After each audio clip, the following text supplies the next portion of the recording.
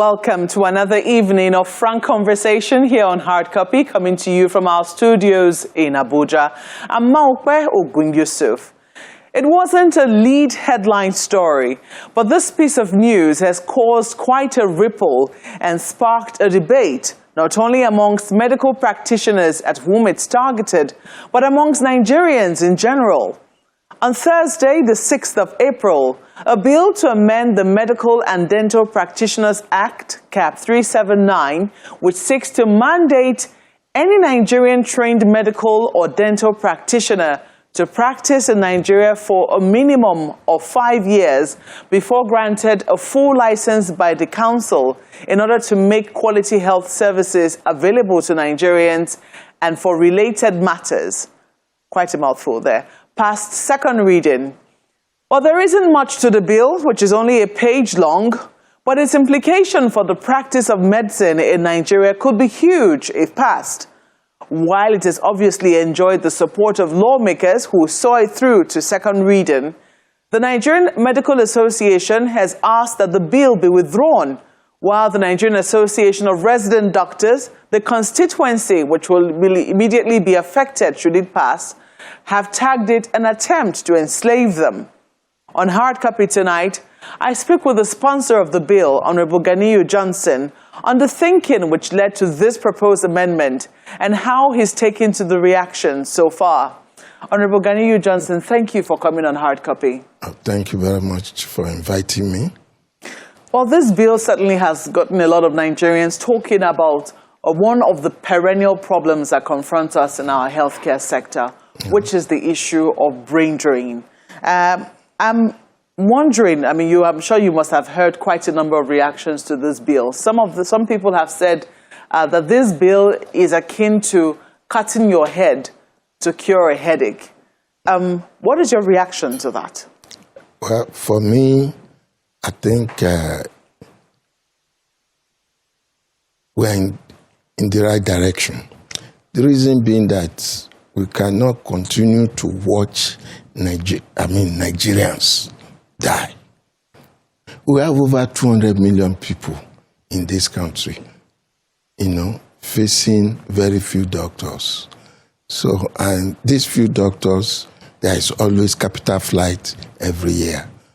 So the reasonable thing to do is one, yes, in as much as I agree that we need to improve their welfare packages, which through my motion, I canvassed for that, I prayed for that, on the same issue, because there was a motion that I raised on the same issue that we need to improve on their welfare packages.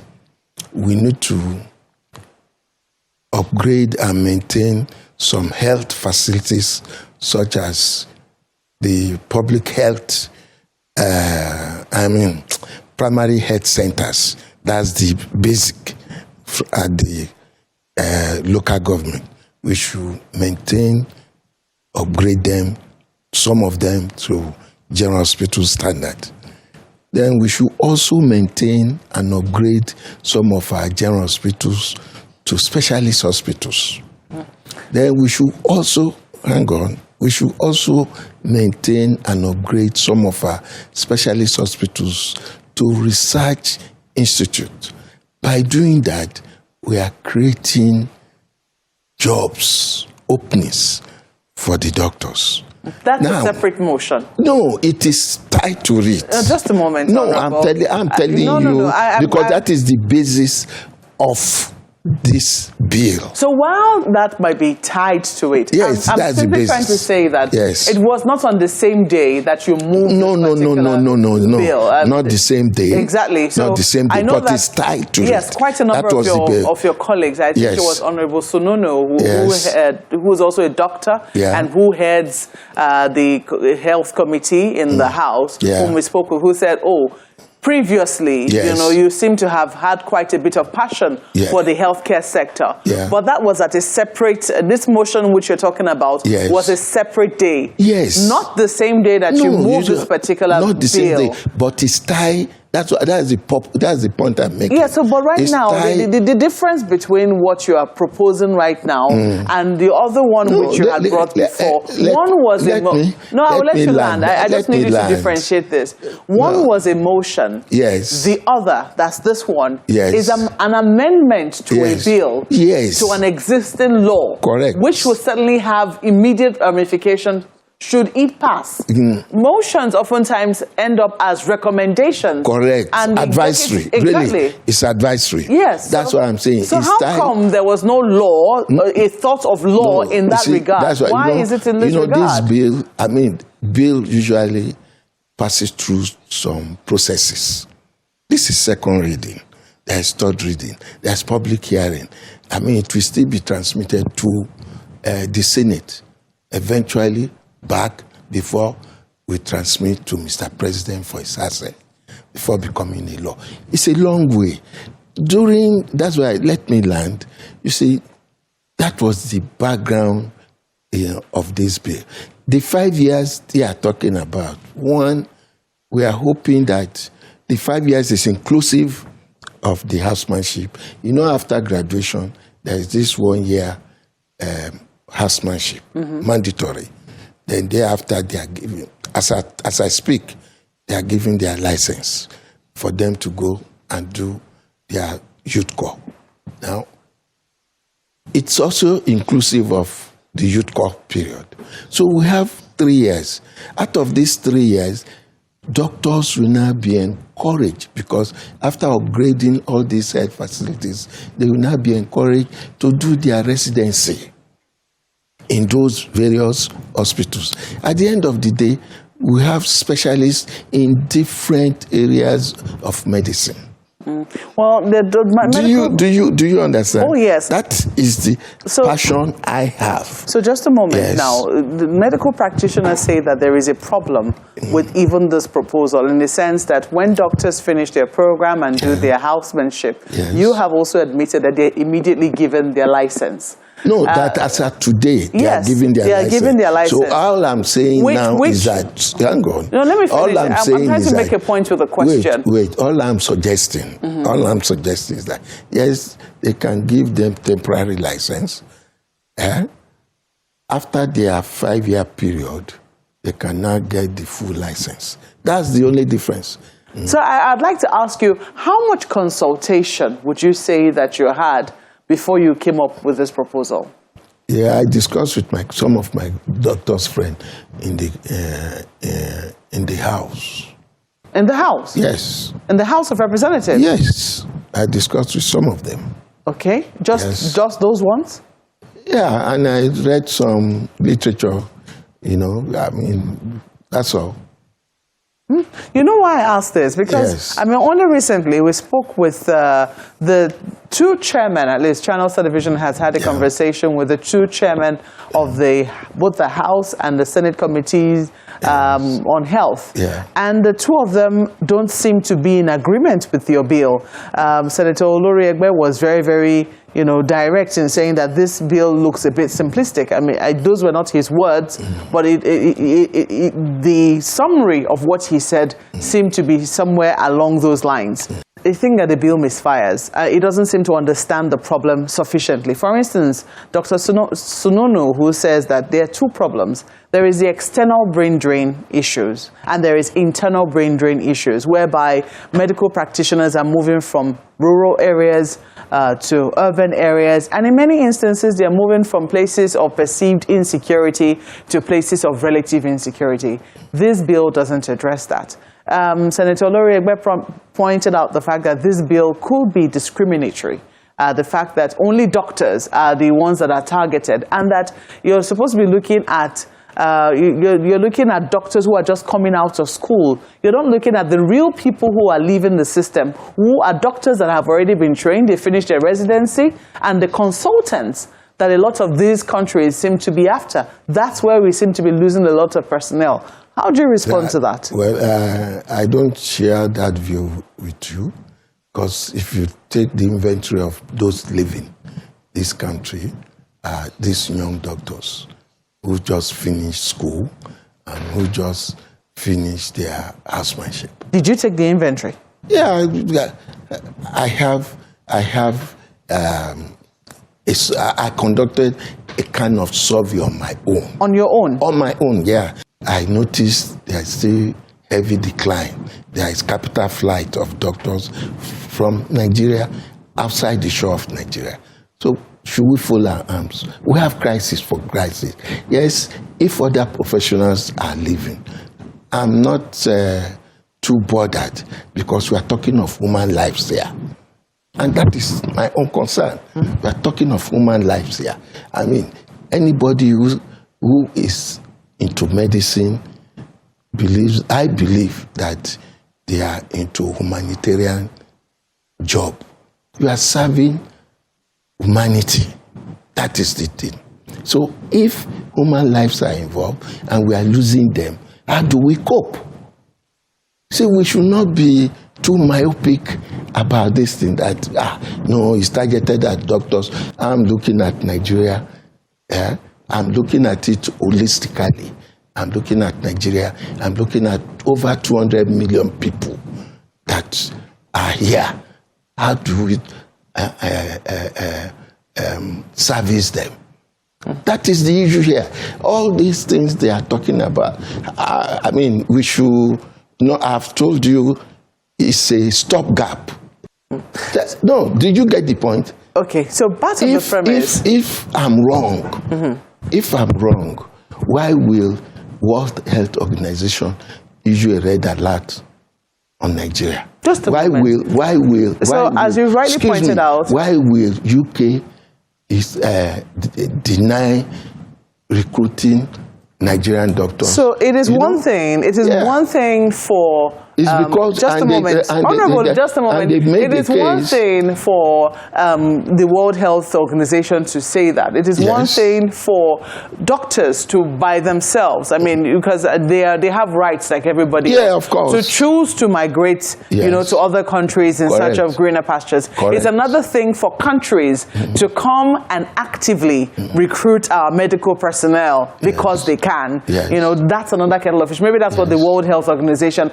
Is it right for us to say, you know what, everybody else, you can migrate, it is fine, but our doctors are prevented from migrating for at least a period of 5 years after they have finished service? You is the passion I have for the health sector. So somebody else tomorrow can come up on IT people.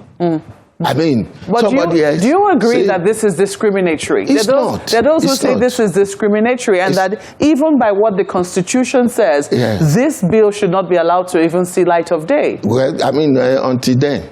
The president of the World Medical Association, who has faulted some of the statistics that you quoted. He is wondering, for instance, how are you able to come by the fact that it is only 24,000 medical doctors that is remaining in Nigeria? They're wondering where you got the figure from.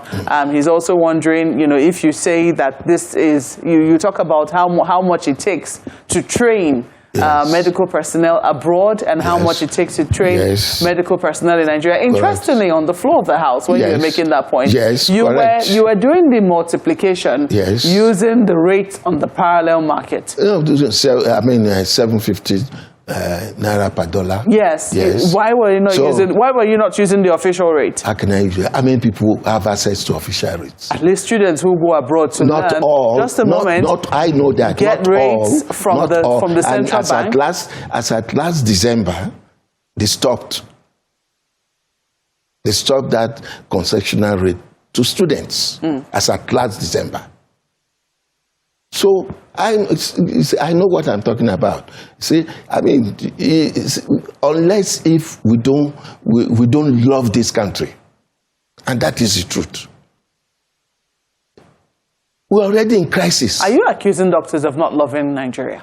Well, I'm only. This is my personal opinion. This is my personal. I told you. Your personal opinion is that doctors don't love Nigeria? No, my personal opinion is that we have over 200 million people, and at the rate at which we have capital flight on medical doctors, it will get to a stage where everybody will be at standstill. It is Balawala that will be consulting to treat us. We should not allow that to happen. And that's why World Health Organization said, hey, slow down on your brain drain. Slow down.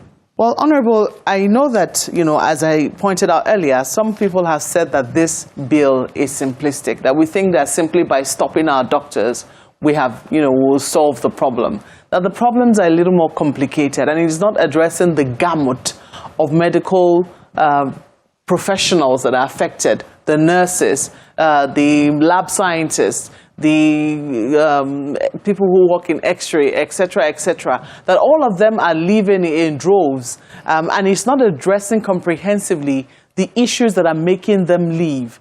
And you're only seeking to stop only a certain section of, these people. When you hear reactions like this, does it make you want to go and take a second look at the bill and say, really, will this bill really solve the problem that we have at hand? Yes, there is another bill coming up.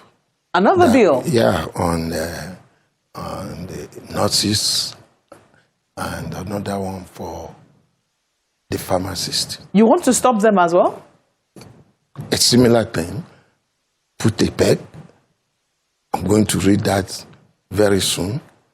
Do you understand? See, that's why I said, this is just the first phase, and it's a short-term measure.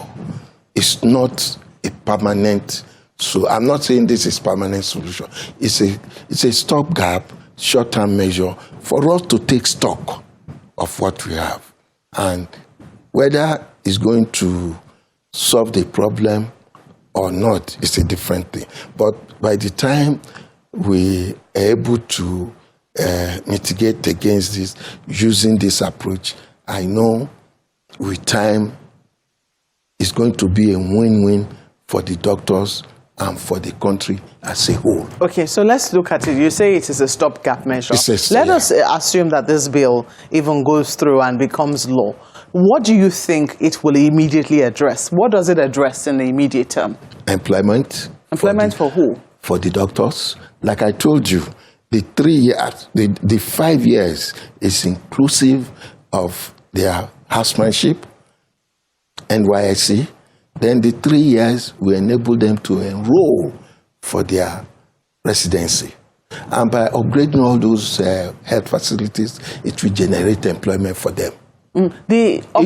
Just a moment. The upgrading of health facilities is not included in the bill. It is a motion which has not been addressed by the executive arm of government, which has power to do so. It's part of it. It's part of it.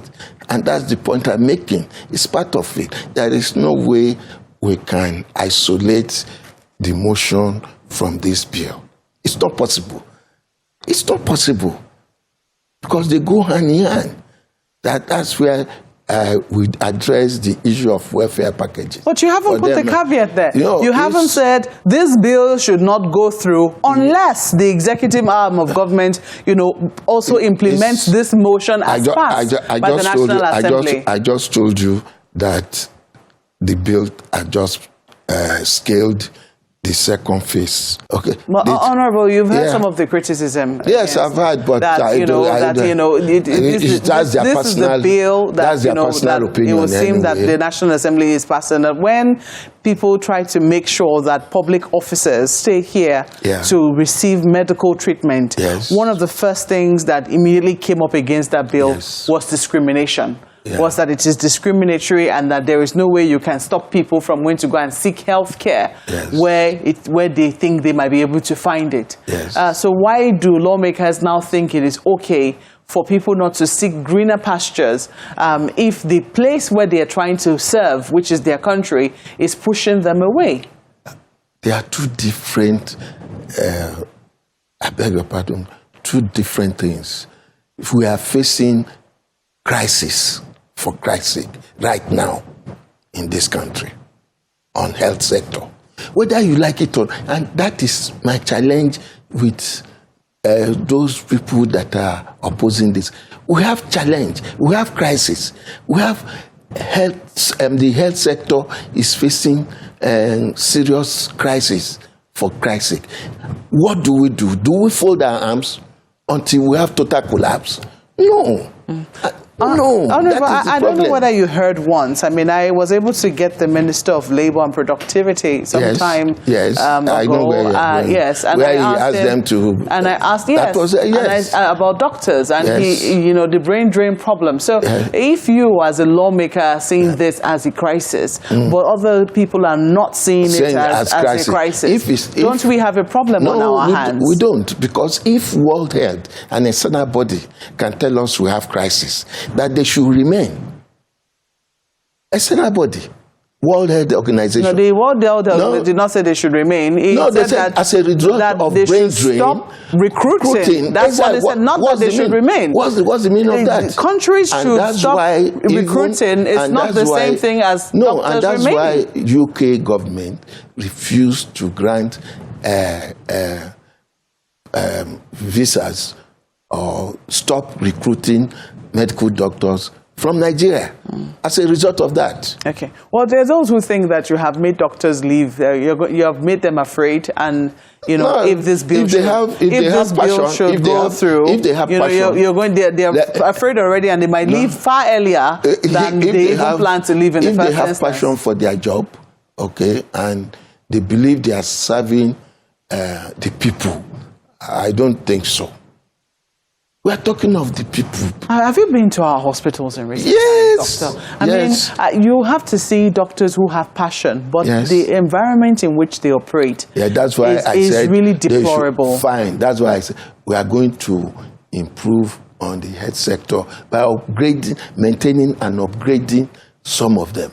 I don't know whether that's why I started. That's your proposal. That's your motion. Excuse me. That's why I started from the basic primary health care.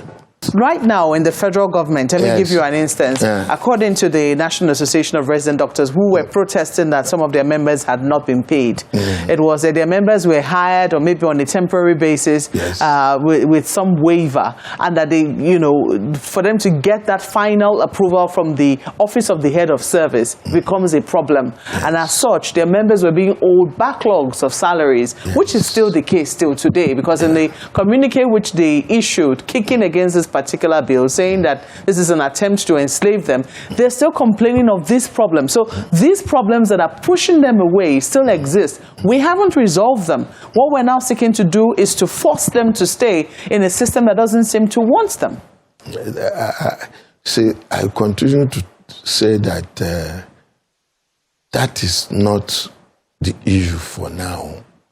You see, I'm talking of trying to improve on their welfare packages, where they will even have access to loans, they will have access to mortgages, and improve their salaries. So you are only basing your this thing on what is obtainable now. Now. I'm just honorable. Sometimes the bill may not even scale through in another 1 year.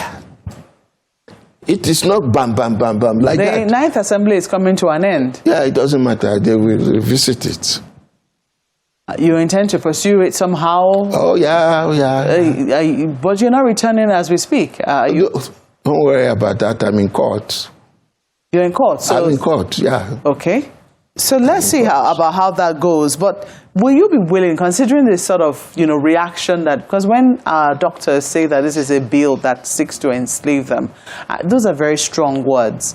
I don't know whether you're worried about those kinds of reaction. And if you'll be willing, if you will be willing, just a moment, if you'll be willing to have a consultation with them to rework the bill, if that is something that is open as an option, is this something that you'll be willing to consider? Like I said, during the next level, we can work together. During the next level, that's at the committee stage or the public hearing stage? It doesn't matter whether committee stage, public hearing stage. I mean, it will be repackaged and before advancing to the next level. That's all. You'll be willing to rework the bill? Yes, with them at the committee level. Oh, we'll see how that eventually goes. We certainly will have our eye on the progress of this bill in the National Assembly and see how it goes in the 9th Assembly. Honorable Ganiyu Johnson, thank you for coming on Hard Copy. Thank you very much. Thank you. Well, that's the program tonight. You can send us your feedback from the handles showing on your screen. Thank you for watching. I'm Maokwe Ogun Yusuf. Good night.